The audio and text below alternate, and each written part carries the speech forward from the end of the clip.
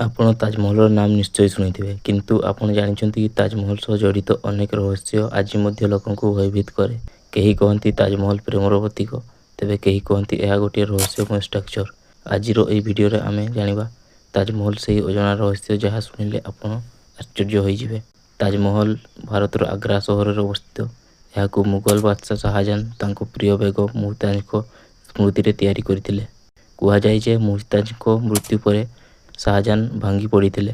ସେଥିପାଇଁ ସେ ଏମିତି ଗୋଟିଏ ସ୍ମାରକ ତିଆରି କରିବାକୁ ଚାହୁଁଥିଲେ ଯାହା ସମଗ୍ର ବିଶ୍ୱରେ ଅମର ହୋଇ ରହିବ। ତାଜମହଲ ତିଆରି କରିବାକୁ ପ୍ରାୟ 22 ବର୍ଷ ସମୟ ଲାଗିଥିଲା ଏବଂ ପ୍ରାୟ 20,000 କାରିଗର ଦିନରାତି କାମ କରିଥିଲେ।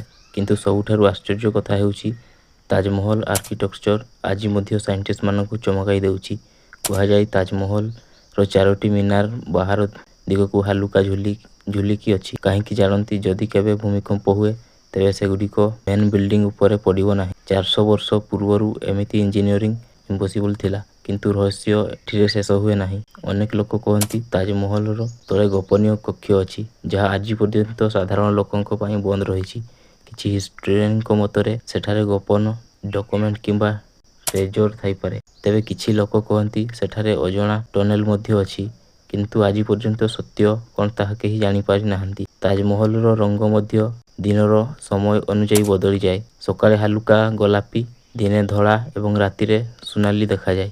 ସାଇଣ୍ଟିଷ୍ଟ କହନ୍ତି ଏହା ମାର୍ବଲ ଉପରେ ପଡ଼ୁଥିବା ଲାଇଟ୍ ରିଫ୍ଲେକ୍ସନ୍ ପାଇଁ ହୁଏ। କିନ୍ତୁ କେତେକ ଲୋକ ଏହାକୁ ମ୍ୟାଜିକ୍ ବୋଲି ମାନନ୍ତି। ଆଉ ଗୋଟିଏ ରହସ୍ୟ ହେଉଛି ତାଜମହଲ ଟପ୍ରେ ଥିବା କଳସ। କୁହାଯାଏ ଯଦି କେହି ସେହି କଳସ ଉପରେ ପାଣି ପକାଇ ତେବେ ବର୍ଷା ହୋଇପାରେ। ଏହି କଥା କୌଣସି ସାଇଣ୍ଟିଫିକ୍ ପ୍ରୁଫ୍ ନାହିଁ, କିନ୍ତୁ ଲୋକମାନେ ଆଜି ମଧ୍ୟ ଏହାକୁ ବିଲିଭ୍ କରନ୍ତି। ତାଜମହଲ ସହ ଜଡ଼ିତ ସବୁଠାରୁ ଫେମସ୍ ମିଥ୍ ହେଉଛି ଶାହାଜାହାନ କାରିଗରମାନଙ୍କ ହାତ କାଟି ଦେଇଥିଲେ, ଯାହାଦ୍ୱାରା ସେମାନେ ପୁଣି ଏମିତି ବିଲ୍ଡିଂ ତିଆରି କରିପାରିବେ ନାହିଁ। କିନ୍ତୁ ହିଷ୍ଟୋରିଆନ କହନ୍ତି ଏହି କଥାର କୌଣସି ସଲିଡ୍ ପ୍ରୁଫ୍ ମିଳିନାହିଁ। ତଥାପି ଏହି ଷ୍ଟୋରି ଆଜି ମଧ୍ୟ ଭାଇରାଲ ହୋଇ ରହିଛି। ତାଜମହଲ ଭିତର ସିଷ୍ଟମ ମଧ୍ୟ ଅଦ୍ଭୁତ। ଯଦି ଆପଣ ଭିତରେ ହାଲୁକା କଥା କହିବେ ତାହାର ଇକୋ ସମଗ୍ର ହଲରେ ଶୁଣିବାକୁ ମିଳିବ। ସେହି ସମୟର ଇଞ୍ଜିନିୟରିଂ ଏତେ ଆଡଭାନ୍ସ ଥିଲା ଯେ ଆଜି ମଧ୍ୟ ଲୋକ ଆଶ୍ଚର୍ଯ୍ୟ ହୋଇଯାଆନ୍ତି।